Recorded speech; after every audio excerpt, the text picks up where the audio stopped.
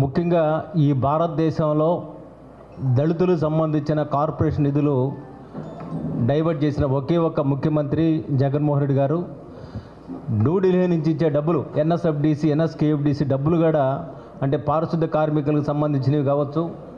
అదేవిధంగా దళితులు SC corporation ద్వారా ఆటోలు, టెంట్ హౌసులు, అదేవిధంగా కార్లు, ఇన్నోవాలు, భూమి కొనుగోలు పథకం, పండ్ల తోట పెంపకం, మోటార్లు, ట్రైనింగ్ ప్రోగ్రామ్స్ ఇన్ని ఇచ్చే పథకాలు మొత్తాన్ని కూడా రద్దు చేసిన దుర్మార్గుడు జగన్మోహన్ రెడ్డి.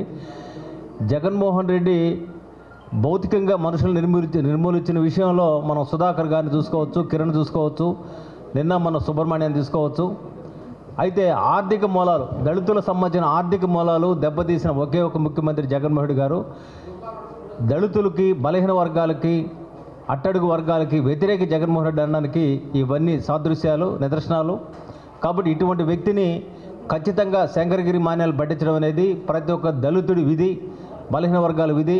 దళితుల ఆత్మగౌరవం దెబ్బతీయడమే కాకుండా వాళ్ళ ఆర్థిక మూలాలు ధ్వంసం చేసిన అత్యంత నీచమైన ప్రభు జగన్మోహన్ రెడ్డి గారు. కేంద్రం ఎన్ఎస్ఎఫ్డిసి, ఎన్ఎస్కేఎఫ్డిసి డబ్బులు ఇచ్చేది కేంద్ర ప్రభుత్వం, ఎస్సీలకు కానీ, బీసీలకు కానీ, మైనార్టీలు కానీ. కేంద్ర ప్రభుత్వం ఇచ్చే నిధులు కూడా డైవర్ట్ చేశారంటే ఆయన మరి దుస్సాహసం మాకు అర్థమైపోతూ ఉంది, ప్రజలకు అర్థమవుతుంది. అంబేద్కర్ విగ్రహం పెట్టడం కాదు కావాల్సింది, దళితులకు సంబంధించిన హక్కులు కాపాడాలి ఏ నాయకుడైనా. కాబట్టి ఈరోజు ఆ వైసీపీ పార్టీలో ఉండే మహాకవి శ్రీశ్రీ ఒక మాట అంటాడు, ఎముకలు కుళ్ళిన వయసు మళ్ళిన సోమరులారా చావండి అని. ఇక్కడ నేనేమంటానంటే దళిత ఏదైతే వైసీపీలో ఉన్న ఎస్సీ, ఎస్టీ, మరి ఈ ఎమ్మెల్యేలు కానీ, మంత్రులు కానీ వాళ్ళకి 1% కూడా ఆత్మగౌరవం లేదు, అర్థమవుతుంది.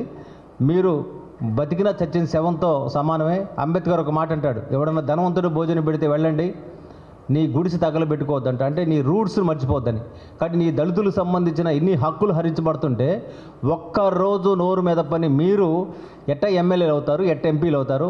మీరంతా అంబేద్కర్ ద్రోహం చేసిన వాళ్ళే.